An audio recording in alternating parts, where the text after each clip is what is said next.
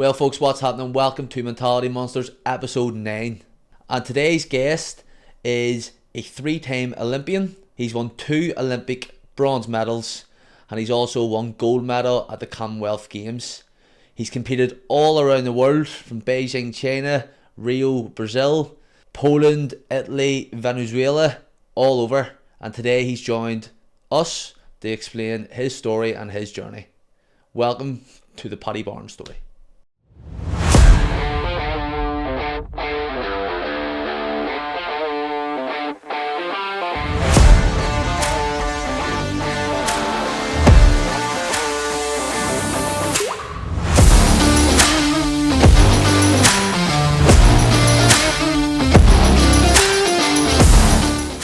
Well, folks, what's happening? Welcome to Mentality Monsters episode 9, and today we're joined by Paddy Barnes. Thank you. Paddy, cheers for coming on, mate. I appreciate it. Usually we start this year with just where you came from and what you done growing up. I came from the Commonwealth area in North Belfast, and to be honest, when I was younger, I used to play football when I was younger. Who did you play for? Some pads. God bless you. See, when I hang about some pads, we had a good team, so I was very rarely getting on. And I got on actually once, and I scored a goal, got the feedback, and I stepped right back again. You completed it? So I completed That's it. Played football, that's it. Scored for some pads, that was it. And see, when you were growing up, because obviously you were born in 87, was it? Yeah. Yeah. So was there a lot of distractions, because there was still kind of stuff going on back then? Because I think it's like the Holy Cross and stuff was still going on when you were like 14, 15. Was there a lot of distractions like that there when you were younger? Yeah, so basically when I was quite young, say when I was like maybe 8, 9, 10, 11, there was rats down in a place called Rose Street beside Manor Street, and I would go down like the Harman of 4'2", throwing bricks at the prisons. When you were a kid, you had the clue, like, you know what I mean? And my house was basically on the back of a peace line, so my house, the entryway and a big wall, and I used to throw slates over every day and all this. We all done it, like. Everyone's done it, like, and but so you'd rats on Manor Street and rats up in Rosemana Street, like, especially every summer it was just mental. But it wasn't like scary or daunting, because basically you grew into it. It's all you knew. Yeah. And like, thankfully now it doesn't happen.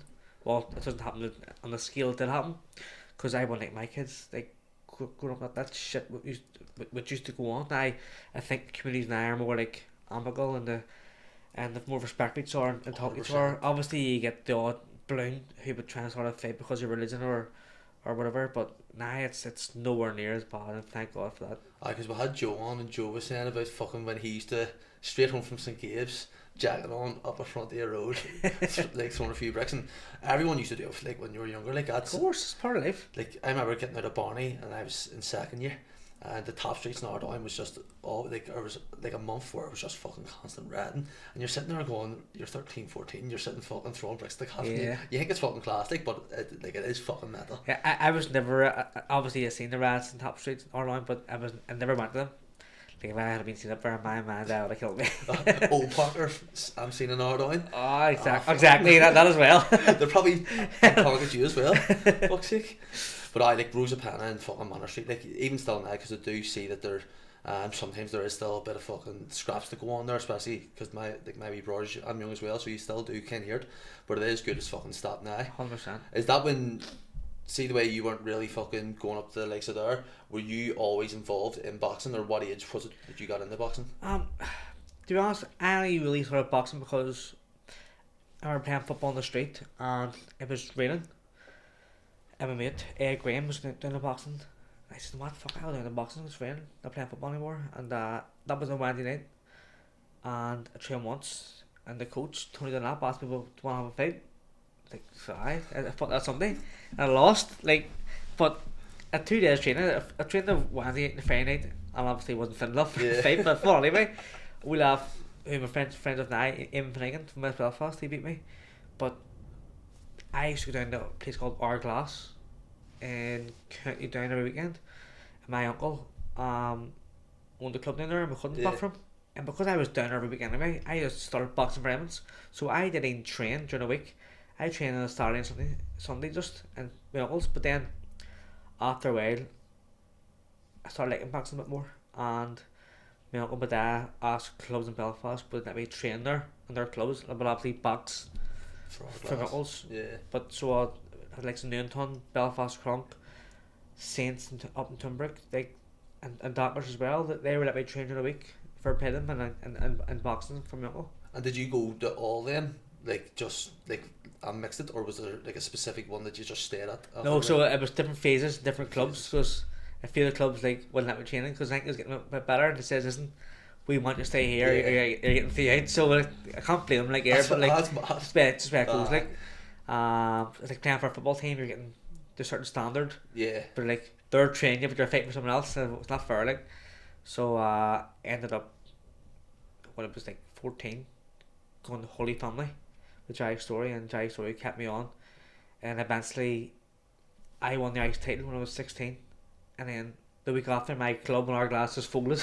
Serious? I don't know why, and then you know just had enough of the Just the eyes. and then I just from there on I just Holy Family. Holy Family man from then. And they've got like a really good like reputation throughout Ireland. Like, Yeah, Holy Family be one of the most successful clubs, if not the most successful clubs in Ireland. We've got 3 Olympic medals, so myself and Cursel. Yeah. And multiple Olympians, like World Champions League. Ryan Burnett was a unified bantamweight champion. He trained the club too, like, so we're serious boxers to the club. And that's a club that like broke down barriers as well, especially during the Troubles and stuff like that. There's what we were saying before. See the camera was on about Jerry's story. I mean his story and what he's done to try to break down walls and barriers is fucking phenomenal as well. Yeah, but he did, because you look at Jerry's story's past. He used to go into the cages along Caine where like he trained the likes of the loyalist prisoners one day, and next day we train all the Republican prisoners, and like that was all okay, like, you know what I mean? And even now, if you were to drive down to the club in the New Lodge, in the Bark area, like you drive around, if you're a Protestant, it's very, very daunting around for all the murals, but I would say it's about, the club's about 60% Protestants, which is obviously unbelievable because, you know, for where it is, like, too. See, because like boxing, you kind of get a Bible with all that there Catholic and Protestant shit. Was there like ever any hostility you got from anyone from the other side, and when you were boxing? Never, nah, actually. Even now, like because you're well known. You know what? See, it's funny you said there. Like, obviously, social media is a massive thing. Like, and people were giving me grief to this day. Like, not just necessarily being a Catholic or whatever, but like more so back then. Like, people like give you a grief and all there, and like. But I know a few of them who's giving me grief, and I've seen them in the town, and like, I'm probably having a picture now, like, it's embarrassing, like there's big men online, and here, they're bigger me, they kill me, but they're just scared, like, face to face, but that's just the way people are sometimes, like, they're all big men on social media, and I see them, like, I'm a big man, like, and they're scared, and there's the panic and after pictures and all, it's embarrassing, like. You've had a few Twitter spots as well, haven't you? Piers Morgan and all? Well, the first one with Morgan was, he says, I can't remember why I disliked him at this stage, but he must have said something, and he said he was going to donate £1,000 to the Great Ormond Street Children's Hospital in London if the sound bar was broken again for the Keith Taylor fight. Yeah. And I said, sir, just do it anyway. Like, why you're facing for legs and out there, and I was at this stage I was driving on the bus for my fight in the Olympic semi-final against Jimmy Shane, and I was texting away just getting ready for a fight, and he didn't know who I was. He didn't know I was fighting in the Olympic semi-final there, and I can't remember what we were doing, but we were having a heated exchange online. But it was funny, but if I could remember, it was funny, but I can't remember what it was. What games was that there? That was London 2012. London 2012. So you've fought in 3 Olympics. You fought in Beijing 2008, London 2012, and then Rio 2016, isn't it? Yeah, 2016. Yeah. So you fought as well at Chicago in the World Amateurs. Was that the first time you'd boxed abroad? No, not the first time I boxed abroad, but the first time I was at a major tournament. So even I was younger, everyone talks about the Olympic Games, but I didn't really like that. Didn't care. I didn't really know what they were. I didn't really watch them there. I obviously watched the Caine in Athens, but for me, I always just wanted to go to the World Championships to see how good it was against the rest of the world, and that was always a big dream of mine. And I was selected to go. Actually, I wasn't selected to go. It was a big kick up. The word said it wasn't good enough to go. And they were only going to select six boxers, but in the end, Jerry Story and another fella called Billy McKee, who now passed, he would be Carl Fromm's coach, and they both went down and argued my case, and then ended up that a full team get sent. So went to the World Championships in Chicago, and I was the only boxer to qualify. So from that being good enough to be selected, and then I was the only boxer to qualify, and like we had boxers on the team who were like on serious money, like funded money, and like they couldn't do it.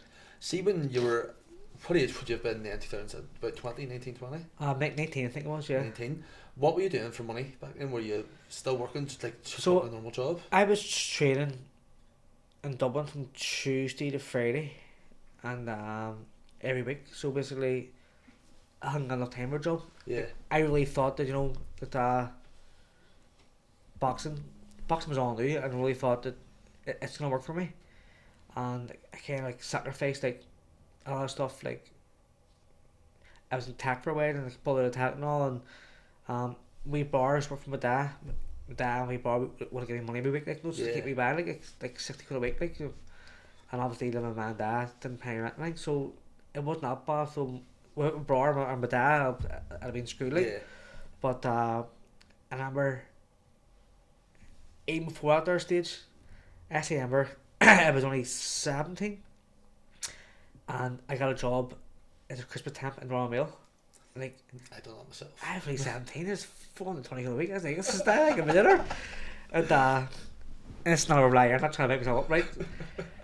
It's a 3-week contract, and after they picked 3 out of over 100 or whatever to stay on, because it says want you to work here. I was like, nah, I think I don't know, because I could pick for the Commonwealth Games in Melbourne. I was like, nah.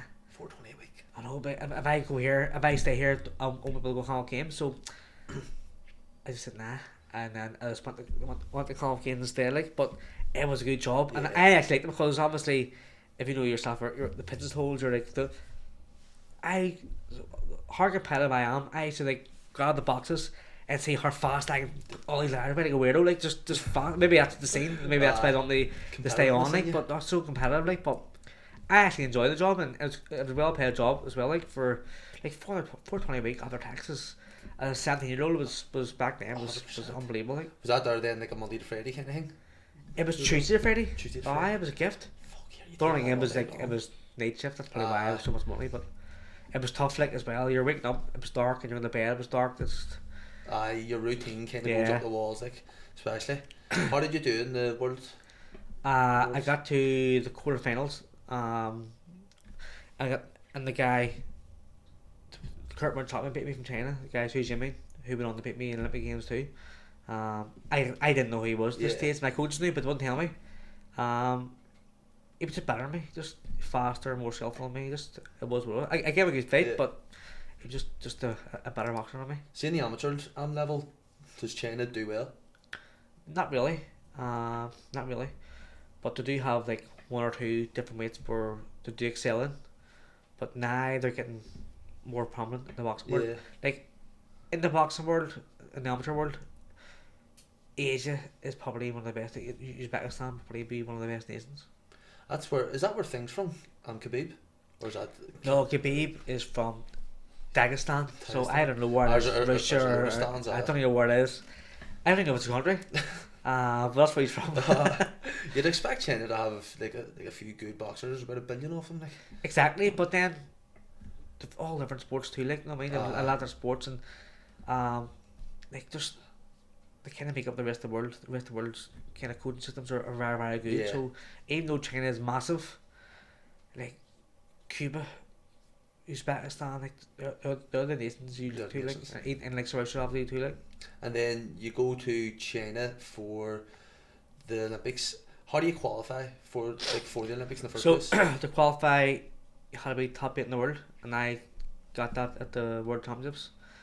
And actually, when I qualified, I was telling you earlier on that World Championships were always my dream. Yeah. When I qualified by myself. I came back where I said I wasn't selected because the coach says I wasn't good enough. I was only actually qualified at this stage. I had to go with those coaches who I didn't like. I was like, nah, fuck it, I'm going to Olympics. I go in with it, depressed me, nah. And then I was in October, February, I had one more boxer qualified, and then March with 4 more qualified, so there was a full team of us, and it was relaxed.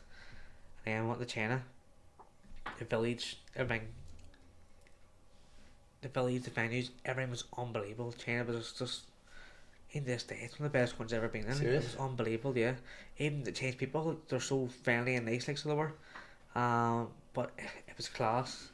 And I remember the draw being made, and my first fight against a fella from Ecuador, and no one knew much about him. So it was kind of like the kind of fight with no real tactics in place because they didn't know him, and came through it. And anyway, the next fight, foreign battle, was against a fella from Poland. This fella from Poland, in my first senior Irish fight the year before, beat me by 20 points, so basically destroyed me. So I knew it was hard winning, and I went in and just, it showed how much I improved because I destroyed him like 11-5. Last 2 rounds he didn't score a point, so it was quite easy winning. Like, could you see the differences between the Worlds and then Beijing like a year later? Could you see how you'd improved? Yeah, like, not only technically, because it's more like strength too, because it was a bit older, a bit more strength than me too, a bit more mature. So that was telling in the fight. I didn't think the Polish guy expected me to be as strong as I was. And then obviously in the next fight, in the semi-final against this guy from China, he beat me 15-0. Like, I went mad after it. Like, you can't really see it on the camera, but I never seen the play balls. What scores it? It was 15-0. I mean, are you serious? 15-0? Like, I knew he lost the fight. Yeah. Again, he was better than me. I'm around the judge. I never forget. It was an Australian judge. Now, he could have scored me a point. I don't know, but on the board, so you need to hit the button within a second between each other to get a point.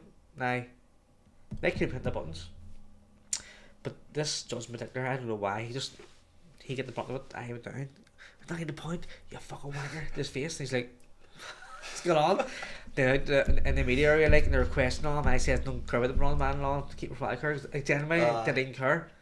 In that moment, you're full of like adrenaline now, and you've emotions, and like, I didn't care about that because I felt embarrassed that not that I lost, because I lost to a better fighter, but they didn't score a point. I was cheated at 3 points. Like, people might think, so what, you lost anyway, but still for me, it just makes a difference. It makes a difference for me. Like, I just want the score to be fair enough.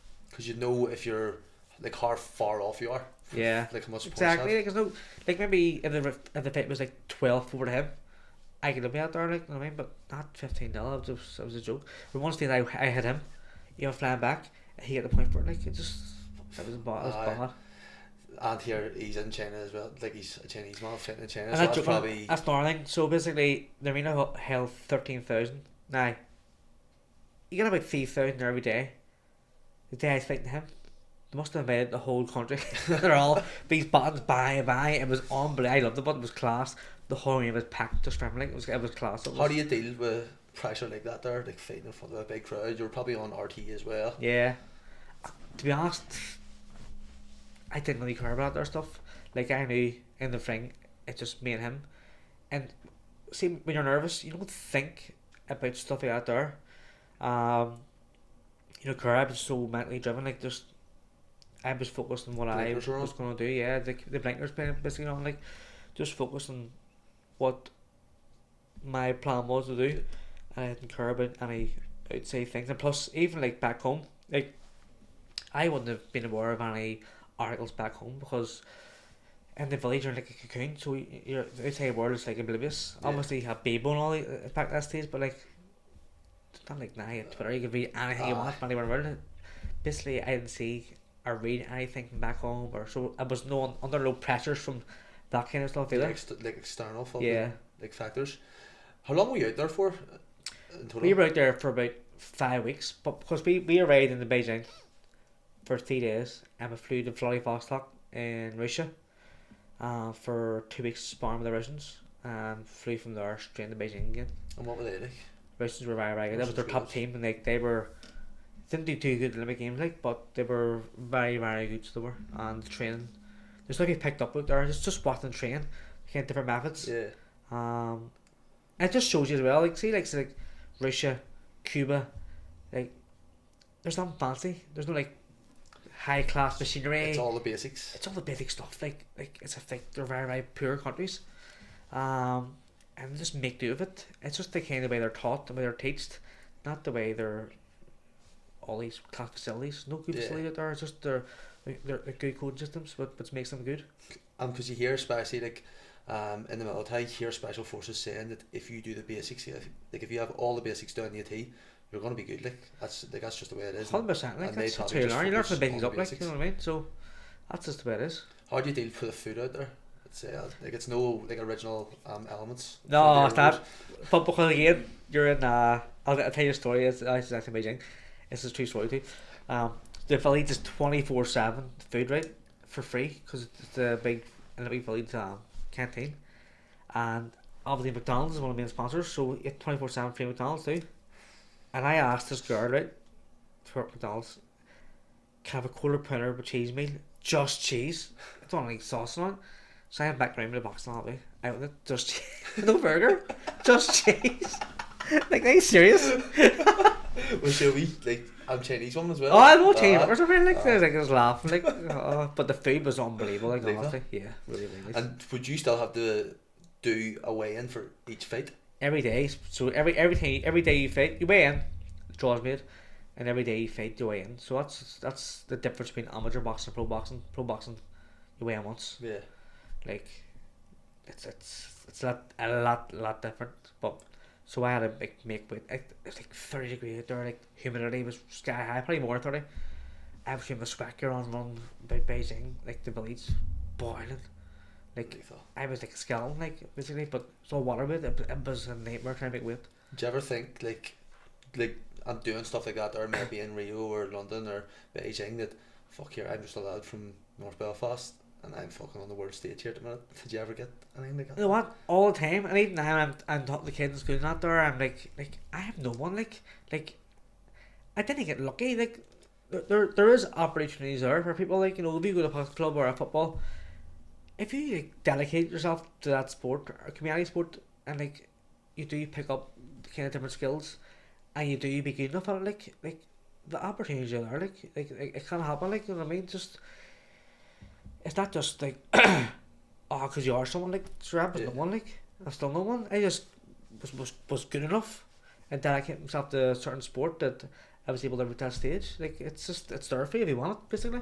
What do you think is the key factor in reaching that standard of boxing? Like, or the key trait, maybe like discipline, determination, motivation? What would you I'm gonna is the key say discipline. Like, you know yourself, North Belfast, you know, we were drinking since we were like a 12-year-old, like, you know what I mean? thing? Out of the womb. Like, exactly. We were drinking. I was called drinking when I was 12. Like, and I started drinking when I was maybe 14, and it was because of boxing. And like, back to the discipline, like, I knew, like, I think it was after I got my first win with like 14 or over, and like, you know what, I love that feeling of winning. Like, and then I just became really focused on like bettering myself. So basically, even now I have this kind of attitude in my life where I'm just ruthless. Like, if I want something, I don't care about nothing. Obviously, care about your family different, like, you know, but like, if I want to go somewhere, I want to do something, it's just ruthless. In the Irish team, even my mates, like, I never drunk for a good lot of years. Never took drugs for when I was a kid here, like, so like, I was just ruthless in what I wanted to do. And my mates my mates never like, oh, slag me for not doing it. Like they were like, they see what you're trying basically to do. on board, or just didn't take heed of it, like. But like, it just, I always say, if you really want something, just be ruthless and go and get it. Like, just fuck everything off until you get what you want, like, basically. 100%. Like, if it's what you want and you really want it, you'll find a way to do it. Yeah. So you've moved on, or actually no, here, the question that like I nearly forgot, and it's probably the biggest one. When you got that medal, what did it feel like? Well, the 2 years previous, it was still a bit annoyed, but then once I went in, that's just a new experience for me. Like standing in a big podium was one of the biggest, well, the biggest stage in sport. All the Irish crowd were all singing, they're all like, because obviously, us sitting here now, if we were watching Olympic on TV, we'd be rooting for the Irish person, Yeah. and like we'd be proud of seeing the Irish person standing in the stadium. So I was watching the crowd of the Irish, and like the joy it brought them, and the kind of the pride it brought to the Irish fans was, for me, I couldn't believe it. I was taken aback. It's an unbelievable feeling. Like you're fighting for your country and you're doing well for your country. It's just, there's just no better feeling, really. Like, And what was the reception like when you got back to Ireland? unbelievable. I Caine, I didn't know what was going back home. You're at the airport, the fire engines, but you're playing on like there's an emergency or whatever. But you're seen by all these. I don't like this now. You're seen by all these fucking politicians who fucking don't care about you. All care about is look at me, get picked up for opportunities. Probably cut your funding a bit later. I hated them, and the whole, you're in every paper. You're like the hot property at the minute. Like people sponsoring and all, and just you're all around the media. But it was good. Like, so it was. Did you get any free stuff? Can't remember. I did have I just can't remember at the time. Like through the Olympics, like you've got. I've been sponsored cars out there and whatever, but it's been great. Like, So I was going to move on there first, the Commonwealth Games 2010, but I wanted to ask you about the £27,000 bet with Paddy Barnes. You were supposed to win. So basically, what it was, right? I used to fucking be big and gamble, right? And then obviously, I had closed my accounts, right? Because it wasn't gambling, because online gambling was fucking dangerous. And Steve Donnelly, a boxer, right? He owed me £100. I was beaten. I was in the competition, right? I was telling him what to do. Stick that money on me. Stick it on these 3 boxers from me, right? Right, sweet. So I have it on his phone. So 2 win gold and 1 win any medal, right? But the hash stake was like £63, right? So one the £100. And he actually fucking kept the R37 man, bastard. And we spent that bet on, right? The next night he lost, and I'll be there. He lost then, so both was right and both were right and all. And we ended up beating this fella from Estonia. He's a physio, right? And up there's in the village are like different apartments, right? He had a big rooftop apartment. Putting all outside. I don't know how they might eat this here, but anyway, we would have carried say, but me Donnie this physio from Estonia were drinking away and on the day of the finals. Drinking away, and I said, me, fuck here. I'll be out Drew, probably won gold. He's better than me, fuck did he? But let me see the results actually. He won gold, Brazil City won gold, and a French Senkilo won a bronze. Me, no way. I bet up, no way, 27 grand. Didn't get it. He bet himself to lose. And won. Fucking. I would be fucking fuming. But apparently, I think Paddy Barnes, because of the names on the accounts, kind of touted the IOC, and obviously it's, you know, he's kind of charter, you know, to gamble on the games, even though there's no inside knowledge. Like, it's full of shit. There's not. Are you and Paddy Barnes not fucking tight as well? Like, I thought you were. Well, they did, but this was my account, so it was obviously. But they did sponsor me previous to the games. I would have said, lads, that's my fucking money here. Fuck's sake. They actually have, like, I don't know what the kind of figures, but I reckon it would be massive. They wanted me to change my name legally to Paddy Barnes to go and compete in the Olympics. But because I qualified with Paddy Barnes, I wasn't allowed to change. Fuck, that would have been class though. So they kind of created like a fake Twitter beef for me. Yeah. And the name won their shop Paddy Barnes in Dublin. That's and they gave me a few quid for that door, which wasn't bad. I hear. And you take what you can get, like. Fucking sure. So we'll move on here to the Commonwealth Games. So you end up getting. So I think it's 27 grand. You didn't get the 27 grand. Stephen Donnelly, that's down you bastard. So you end up winning a gold medal. Is that correct? In 2010, yeah, I want to go medal. Where was that? In New Delhi. New Delhi? Yeah. Normal place. Like, I've been all around the world, and that was, for me, the saddest, because I'm trying to fight You look at the outside the one on the bus, and you have like families living in the streets, like and muck with like a brush pole and like a black bag as a roof, and like no way right here if he's dog on the street. There's like monkeys like living themselves. It's mad. That's insane. It's really sad, like, but just the standard of living out there is a lot, because again they're another country I think with like 1 billion or something like India. Their rich is really really rich and their poor is like terrible, like, but the people are really really nice too. Like they're very very friendly. It was very very good. I actually enjoyed that games. Would you have been put up in the best hotels and all that? No, like, so again, Connacht Games, you're staying in the village as well, like Olympics. A smaller scale, but still big, like. It was so warm out in the day, very very warm. 24-hour food as well. 24-hour food, yeah, class. McDonald's there too. No McDonald's there, unfortunately.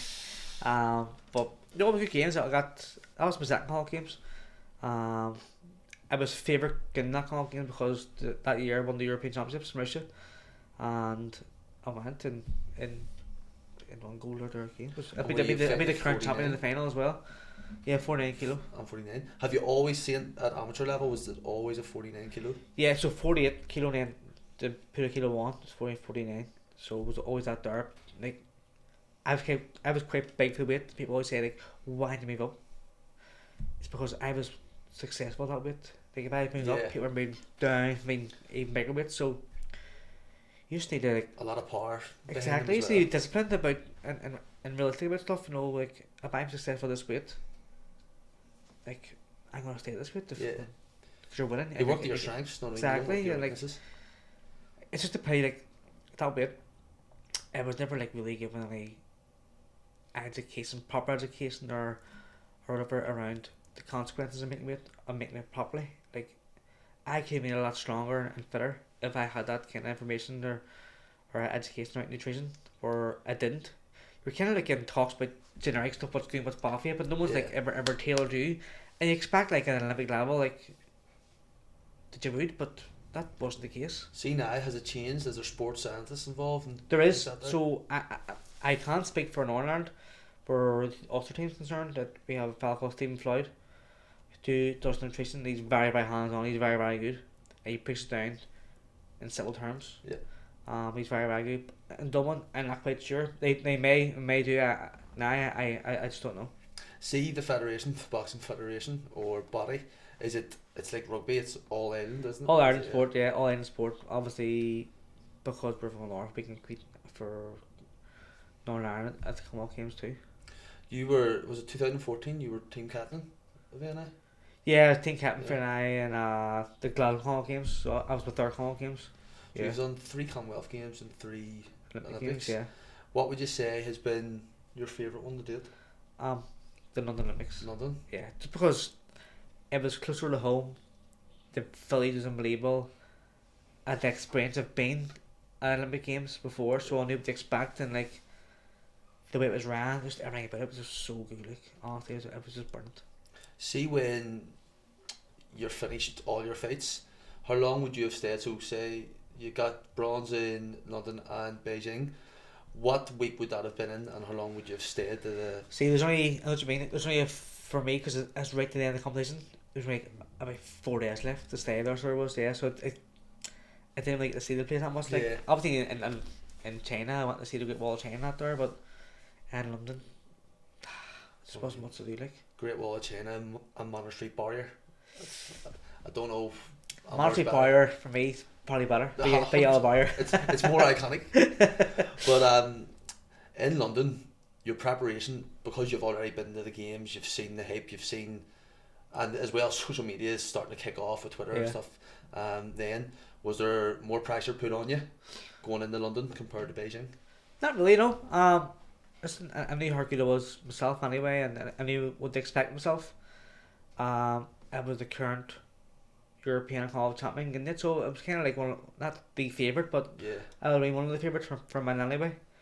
And again, I got to the semi-finals, so medal stage, and again I fought the guy from China. And for again, third time? It's the third fight I had, yeah. And he beat me 15-0 the last Olympics. This Olympics 15 each. So I went to come back. Now, I actually thought I lost the fight. Yeah. I thought maybe just a bit cooler than me at fight. Very, very close. But when I said count back, I thought, yeah, I've definitely won that fight. Because count back's like, well, the judges hit these buttons. So it doesn't necessarily mean it have to be the same time for 1 point.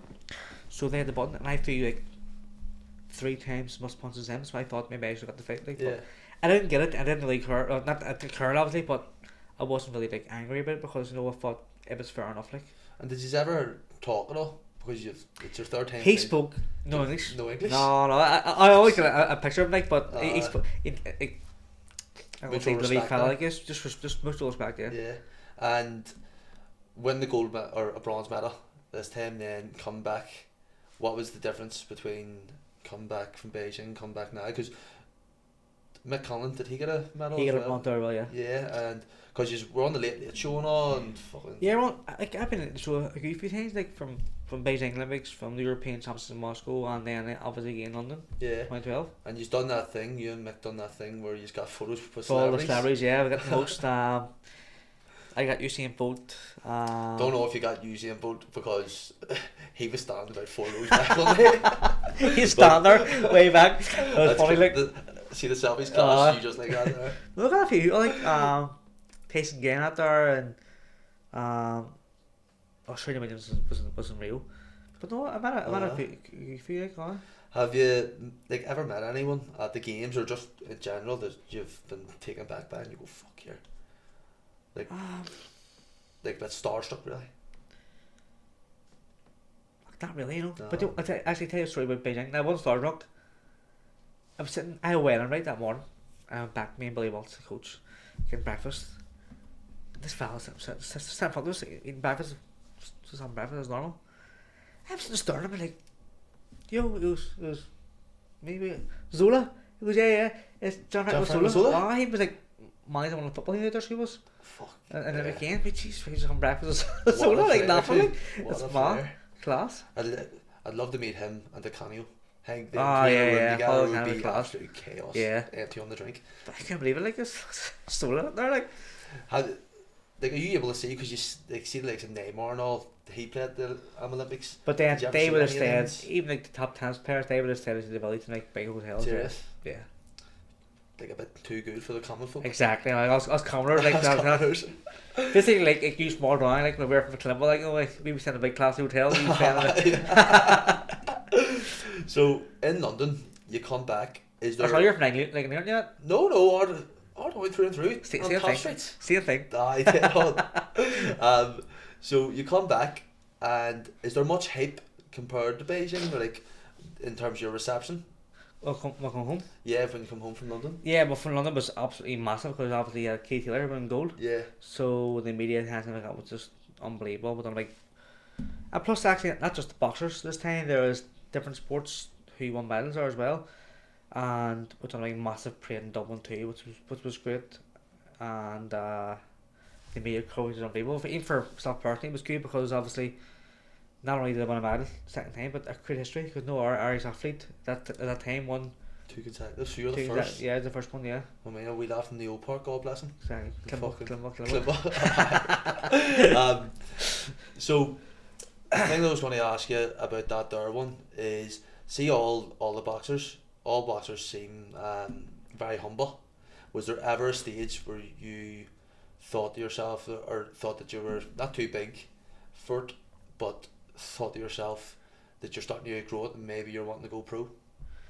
No, never. Like listen, I was offered to go pro a few times, but for me, pro boxing didn't appeal to me. They're two totally different sports. People think like pro boxing is a progression. Yeah. It's not. It's like take horse racing for example, flats and jumps. That's how different it is. Yeah. Like again, I go back to amateur boxing competition. So you have a week long competition. You're weighing every day you fight. Like pro boxing I once like. Take the likes of like Pacquiao. He couldn't fight in a big format and be as successful as he was because they're killing us to make weight every day. Like, you know what I mean? All the Mexican fighters, if they're weighing every day, it'd be fucked. You know what I mean? Who was the hardest person you fought at Olympic level?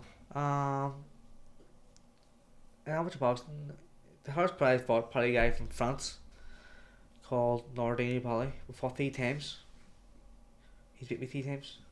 Who do you hate more, him or the Chinaman? I don't hate any of them.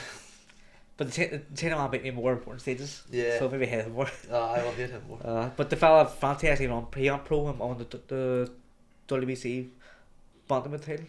So he was good, like. Yeah. And then you've got, like, see at that stage in amateur, you're senior. Yeah. Right, yeah. And then you've got the likes of Tyrone McKenna and all, and Tommy McCarthy and all coming through. What were they like when, like, entering into the setup? Because they were hated. I hear they were messers. They were hated. Like, I remember, like, we were training in Georgetown, up at University of Georgetown. And, like, we were only back from the big games in Beijing. So, like, Caine, the big medalist, Darren Sutherland, the big bronze. And, they were kind of our youth boxers coming through, so they were on our league team. Like, they were like putting people's shoes off on water, people with heads on, people going mental. But I thought it was funny. And that's probably because they're making a wavelength. We became friends, like, but they were hated at the start. Now they actually became like then, but they were fucking hated at the start. Who was all there at that stage in the, like, Ireland setup from like Belfast or Belfast? Sean McComb was too young for us. Van Burnett this stage. Carl Frampton, was he still here? Yeah, Carl Frampton. I can't remember actually. Would he be the best mate you've made through boxing, or is there, like, because I'd say you've made, like, obviously. Yeah, I've made a lot of great friends with boxing, like really really close friends with boxing. So, like, I would say about maybe 6 or 7 very close friends. Yeah, like Carl, probably one of my earliest friends. Yeah. Yeah, God, like, me and Carl be very close to, like. Right. When he was fighting in the amateur, what weight would he? He would have fighting at flyweight, then he moved to featherweight. I always thought he was very hard on by. I think that he could have went to the Olympics in 2008. Yeah, 2008, because he was on form that year, like, at the qualifiers that year, and Barry Wigan. I think Barry Wigan knew that if Carl had qualified, is saying off he probably had more. Yeah. And Barry, it's a smart move on Barry behalf, like, not distance over that there, but, like, I feel Carl could have qualified for the games and, like, made a bit more money on his sign-on fee, but listen, none of that matters now because he went pro and achieved what he's achieved, so it wouldn't really matter. He, like, I watched his one with Simon Jordan. He done that there at a podcast with him, and he said that he never got the opportunity to box for Ireland, and he would have wanted to. Do you think that he would have got any backlash from the Protestant community? No, what he meant there is he never got the chance to kind of go and try and qualify for Ireland in the games, because he boxed for Ireland loads of times. Oh, fuck it. Yeah, definitely no, plus definitely not. Like, listen, it's one of them things that's like, it's a Bible. It's boxing. It's a Bible in boxing, like, you know, it's never any outside, like, animosity between Catholics and Protestants. Obviously, you don't get blind on both sides anyway, like, you know what I mean? So it won't really matter, and it won't affect us as sportsmen here. What would you say was your most important medal, the 2008 or 2012? It's hard because both mean different things. Like, 2008 mile got me on top rate funding, so obviously I was able to live and train. With a lot of money, like, the guys on like 50,000 euros tax free. You know what I mean? It's a gift, like, you know what I mean? And plus there was on money from North. It's on like 15,000 tax free as well. It's top there. And then obviously you're not out drinking and all, and you're not out fucking doing stupid stuff. So well, it was. That's why it's methanol. Gamble was with too, but the game's not that money right until like 2016. Like, actually, I was even hunting more, like, too, because all 9 was it? The gambling? No, not gambling. Sorry, but the money was on, like, from, like, it's no secret buses on because it's printed in papers. Yeah. Every year, because government funded. If you're getting it off a free state, you take it. 100%. If you're getting it off anyone, you take it, especially because you obviously I'm getting off the Irish government. I'm fighting for Ireland, so that all makes sense. Yeah. Where would you say in that third time? Because Because you fought in Venezuela, Poland, Azerbaijan, Kazakhstan, India, China, all over. Where would you say has been the maddest and most hostile crowd you've went into? Probably Venezuela in the last fight I was gonna say WSB, that because it was so warm. I needed to win this fight, right, to qualify for Rio. I won. So I fought this thing called the World Series of Boxing. So it's 5 3-minute rounds, no vest, no head guard. And I had to win all my fights because in my weight category only one person qualified. And I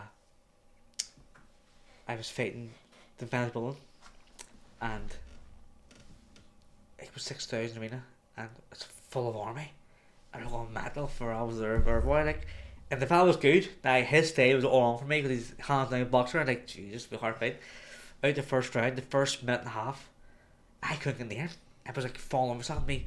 It's gonna be a hard night for me. And were they all on you? Oh, they were on me. And then I don't know what happened. He stupidly engaged with me. Bang! I kicked him and dropped him. I sprinted the corner. I thought there he was a bit where I power. I just kind of put it on the whole fight, like, and then I won my. I dazed him, like, no, I just dazed him, like, I won the fight, like, but that was so tough. Like, the crowd on your back and the heat was killing me, and plus the pressure of me knowing, like, I need to win this fight. Yeah. You know what I mean? And how do you qualify for the World Series? How does it even get? So what happened there was, like, the previous year I was just thinking of the World Series of Boxing, and Italy selected me, so putting like a draft, and just selected by Italy, and like so Italy were giving me 1,500 quid a month. Like, stop my own wage from my government, 1,500 quid a month, just to live on, right. 5 grand to win, £1,000 loss, but Dolce & Gabbana sponsor, so all suits, clothes, everything, bags. I had to go to Italy to get measured up now. The year later, it wasn't fucking Dolce & Gabbana, it was some shitty mate, and said it's probably we're not paying you. I mean, why not paying you for it? Because it's Olympic qualifying year. You're fighting for Italy, and here, what's the crack with thing? Like, why could Ireland not have? No, I don't have a team in this World Series thing. Right. Because like £1 million you pay to have a team in the competition. So they picked me in McConnell. They said, listen, that's what we'll pay us, but what we'll do, we'll promise us first team places. So we've all the fights you need to qualify in the Olympics. Like, fair enough.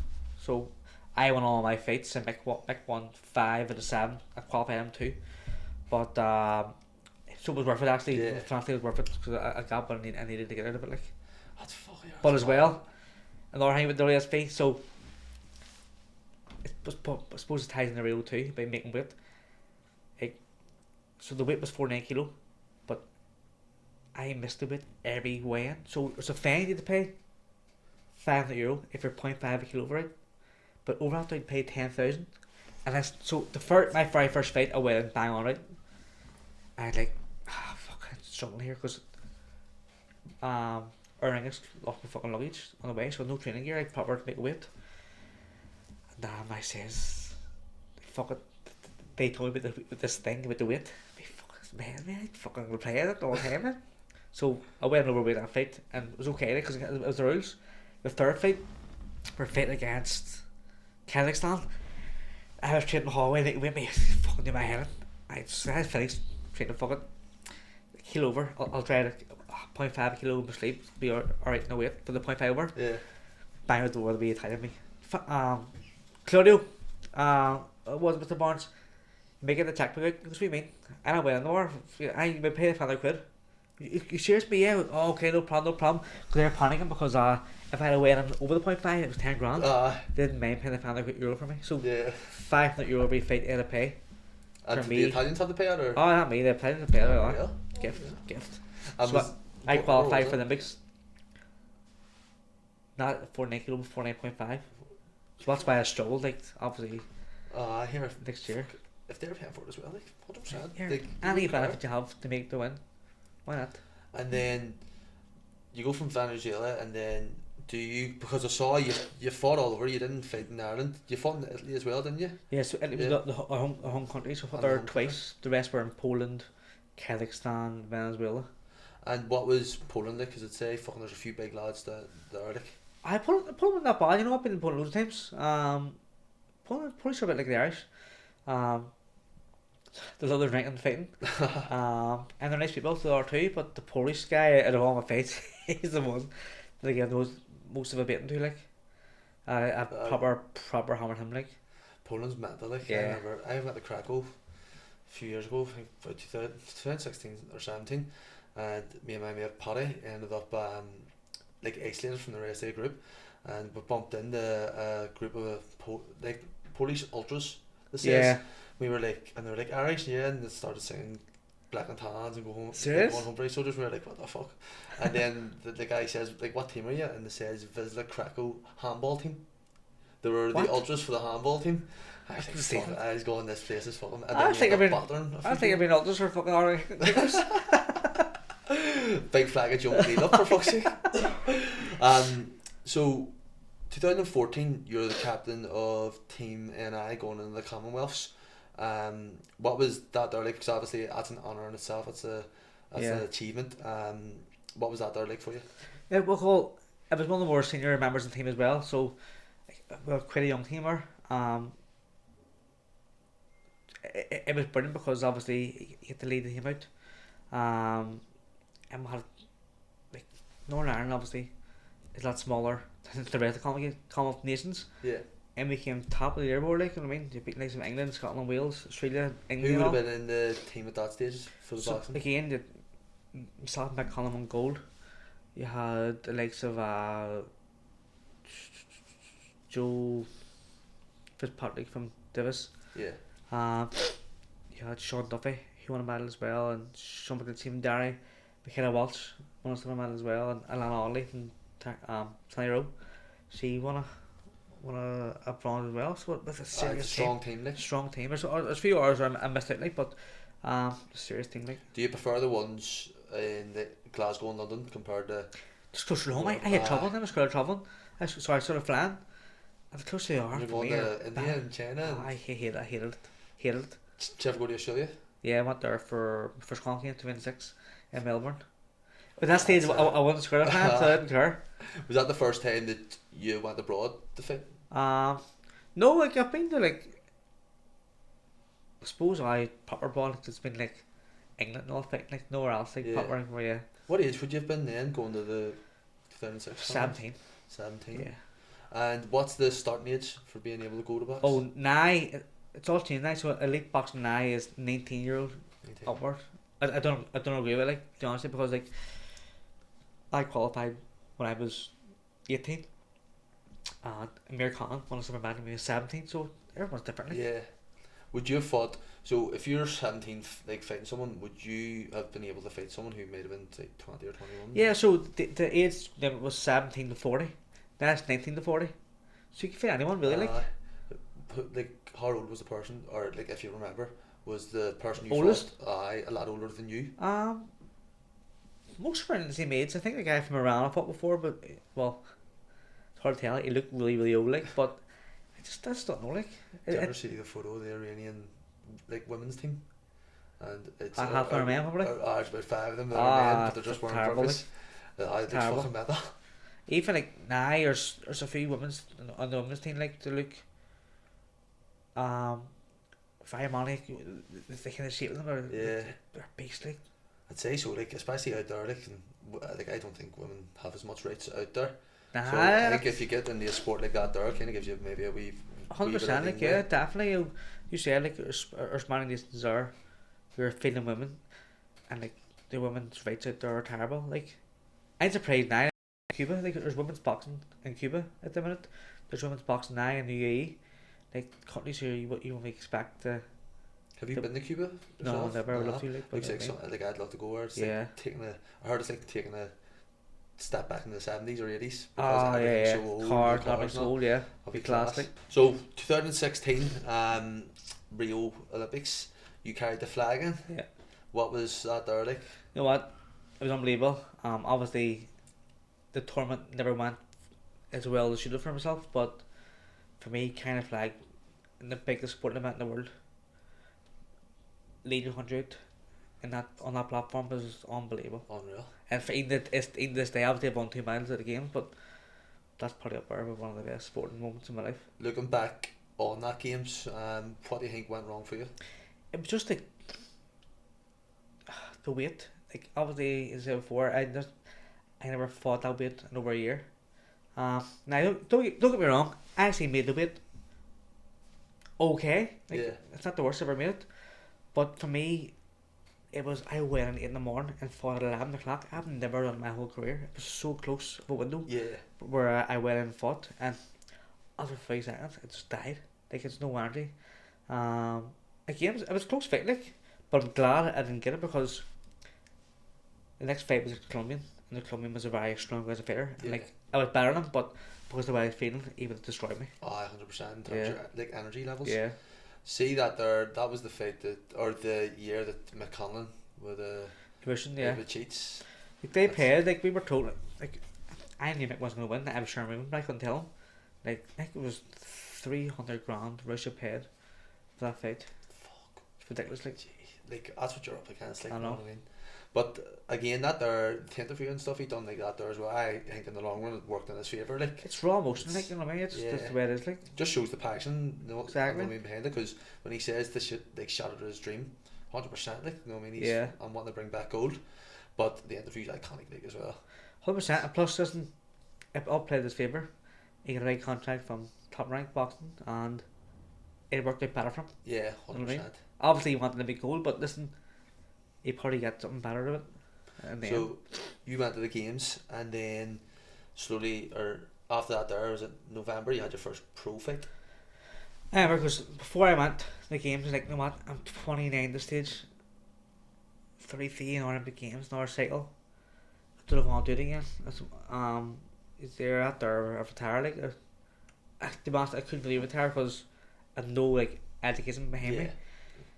But I was talking to this crowd from it's called MGM. So they were then MGM turned into NTK, but Yeah. so MGM were the originals.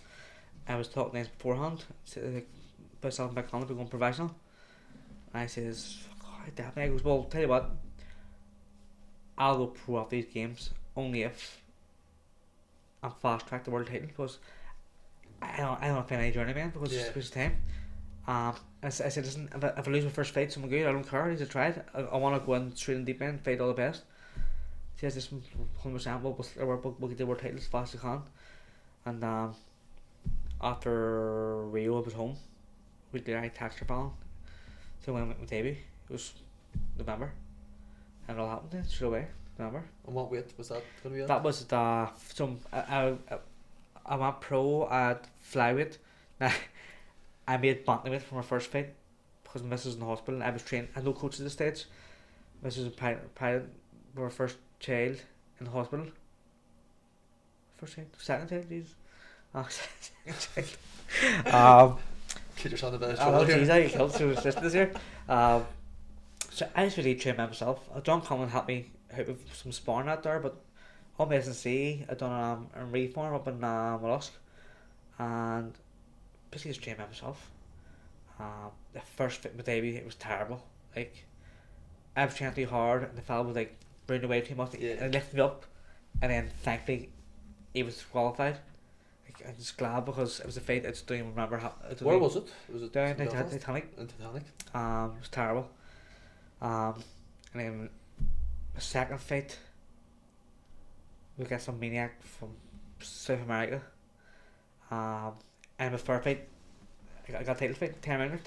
The fellow who fought actually fought in Japan for world title and was hard on me. He should have won the world title. He didn't. He was European champion all too.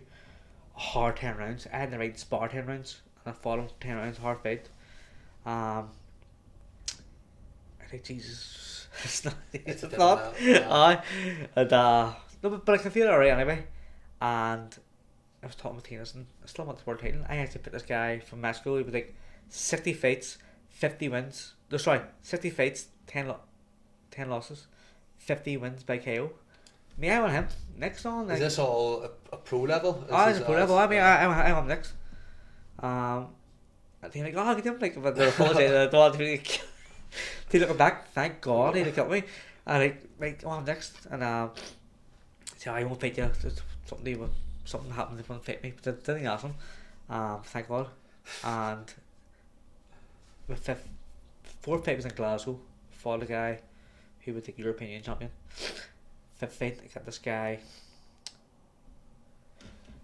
from Nicaragua, who like 27-3, so serious record, and I started him. And the next fight was for the world title, the WBC world title. And I think the guy who fought the world title had lost to the fellow who had stopped. But I remember getting the fight in Windsor Park.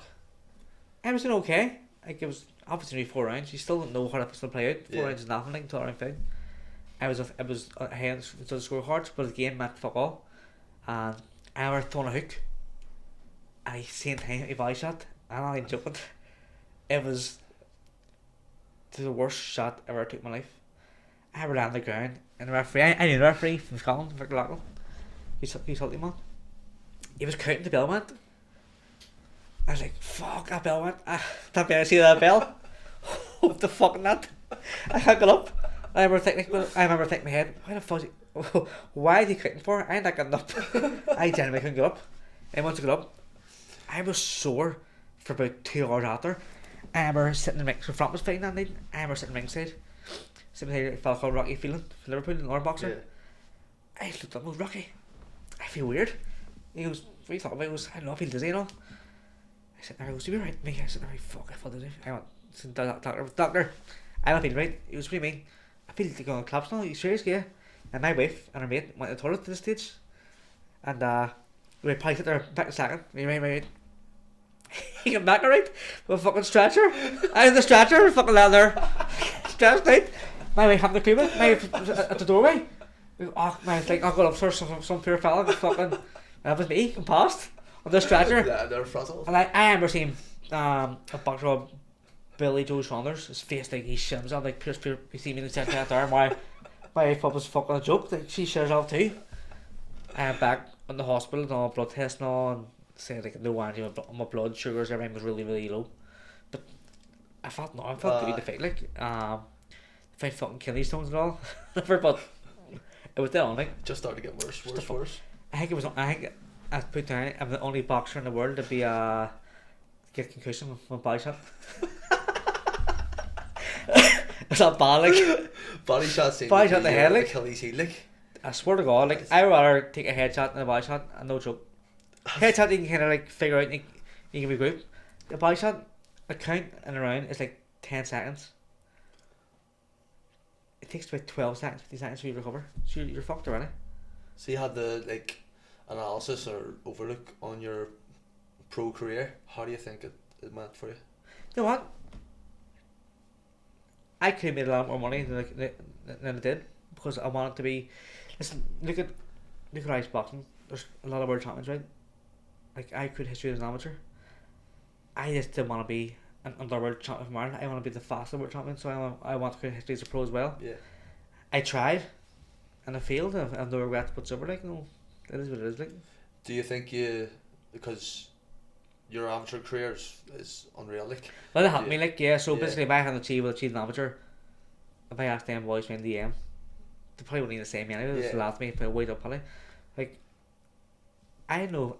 Well, I can guarantee this, there's no other boxers in Irish boxing history, or even like British boxing history, who have fought for 4 titles in 9 fights. It never happens, like. I've fought for 4 titles in 9 fights, so I won 2 of them. And then when you look back at your amateur career, how do you think that has went for you? Unbelievable. Yeah, very very good.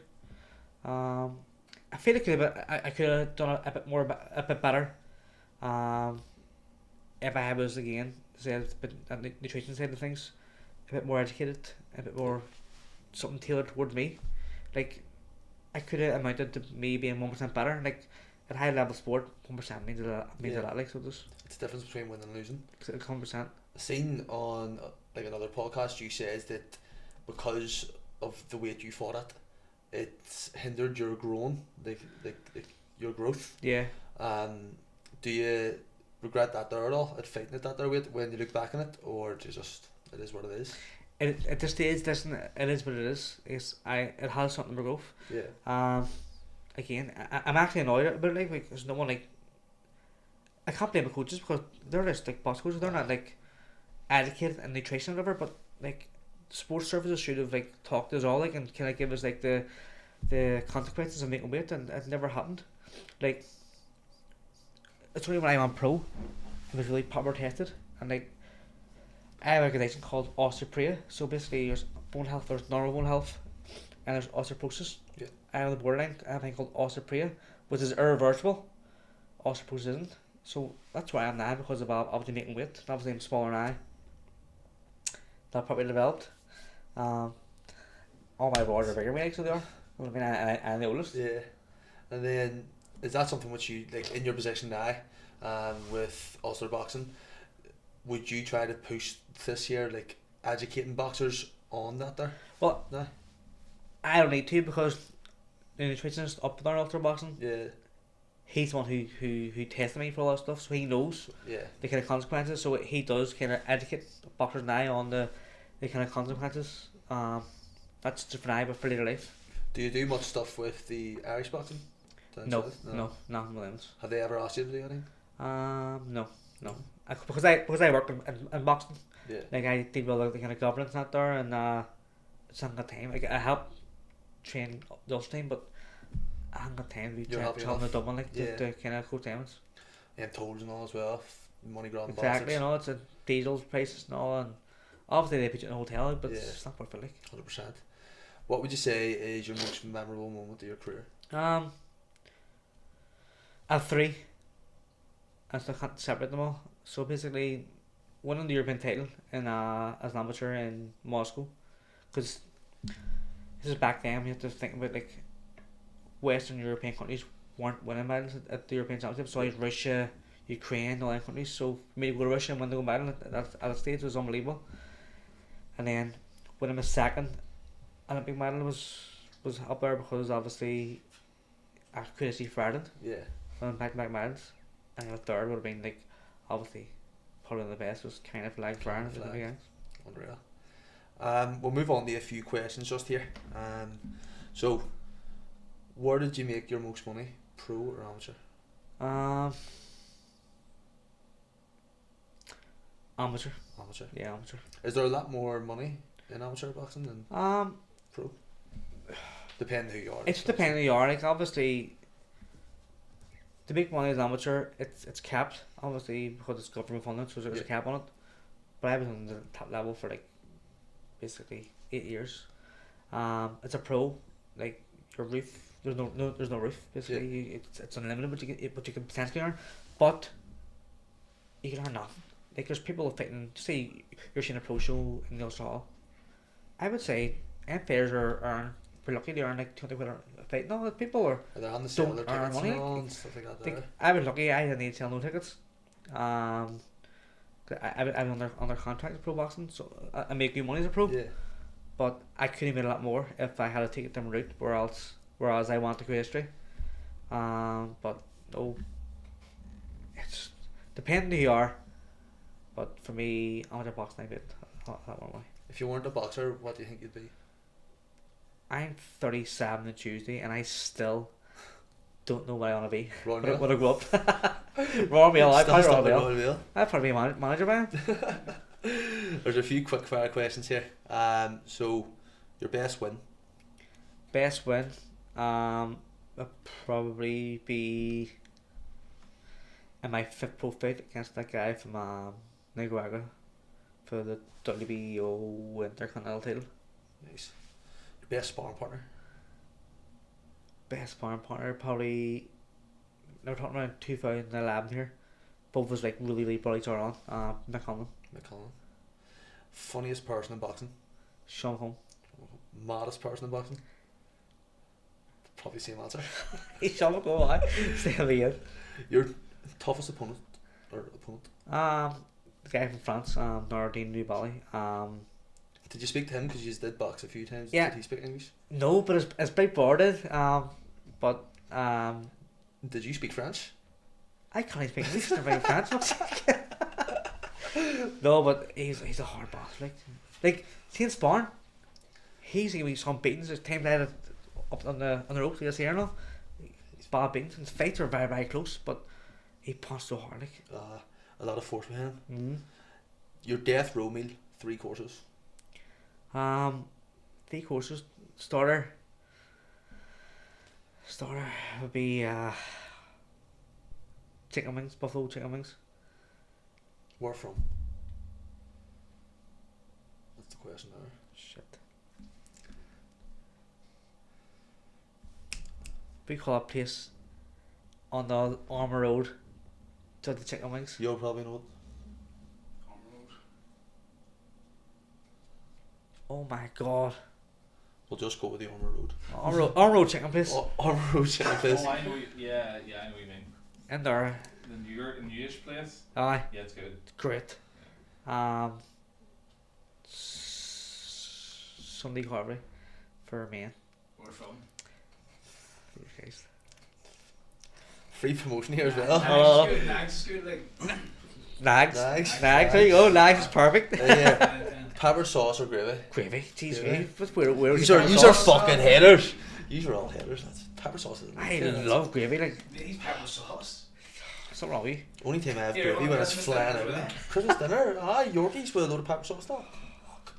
That's it. Inject it in the movie. It's fucking great. And then your dessert. Sticky toffee pudding. Sweet toffee pudding. Great. Where from? Nags. Nice. Nags. There we go. Your favourite takeaway?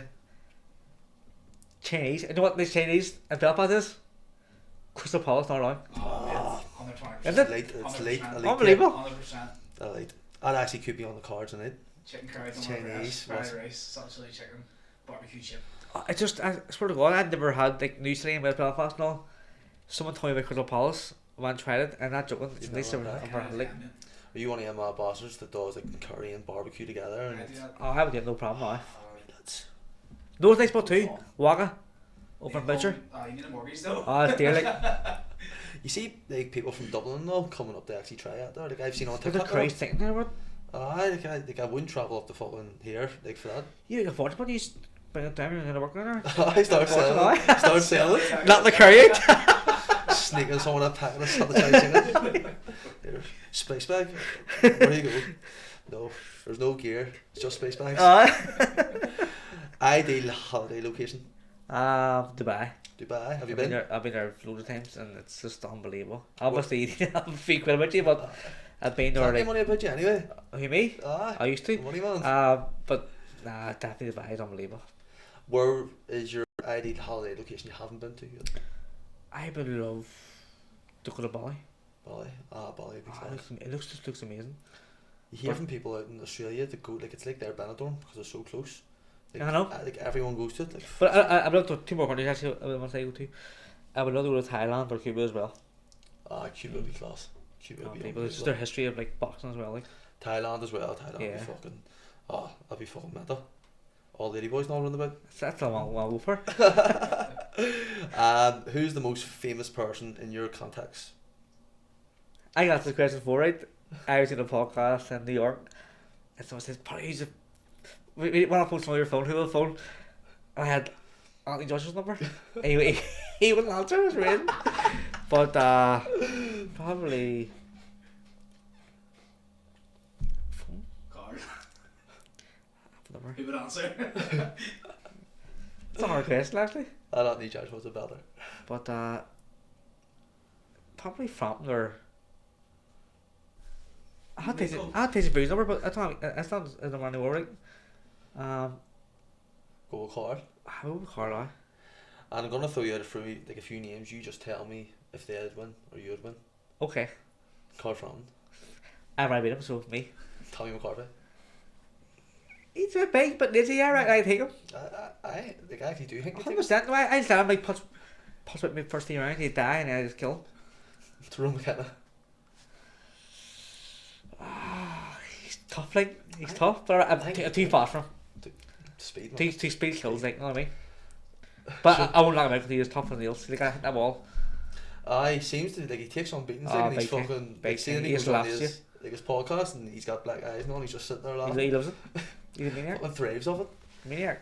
Sean McComb. Sean's a bit more trickier, so he is. I still think you'll beat him. I want that. Obviously, listen, you can say 28. I beat them all. That's just it. Nick Cullen. Easy, mate. Easy. Give me some harder. Give me some harder. Here, you've scored up to Tyson Fury, Tyson Fury, but and And people may Joshua think as well. I'm mad saying this. I still think that you'd beat him. Speed kills. Speed kills, mate. 100%. Like, same in the same weight now, but. Tyson Fury. Actually, in fairness, I won't think in the air. Maybe you seen the picture. Me pissed off. That's at Windsor. I am. Is it at Windsor? Windsor, but there's another picture of my Instagram with both from Marbella when he was fat.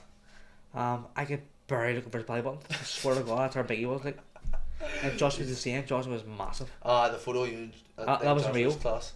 That is lethal. Was he? Did he fight in them games?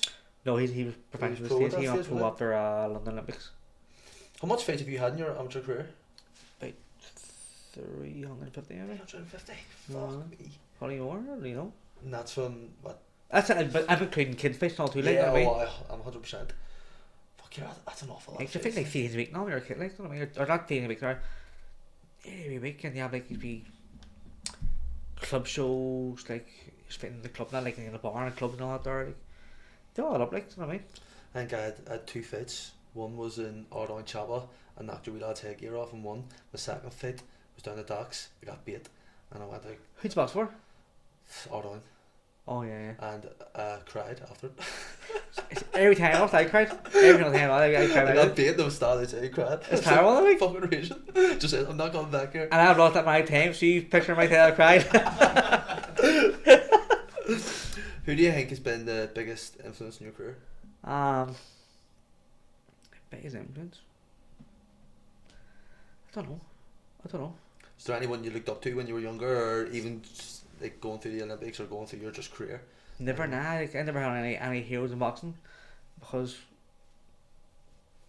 I don't really watch boxing, honestly. Yeah. But obviously I was a fan of Amir Khan. A big fan of Amir Khan when he was an amateur, not pro. And Ricky Hutton.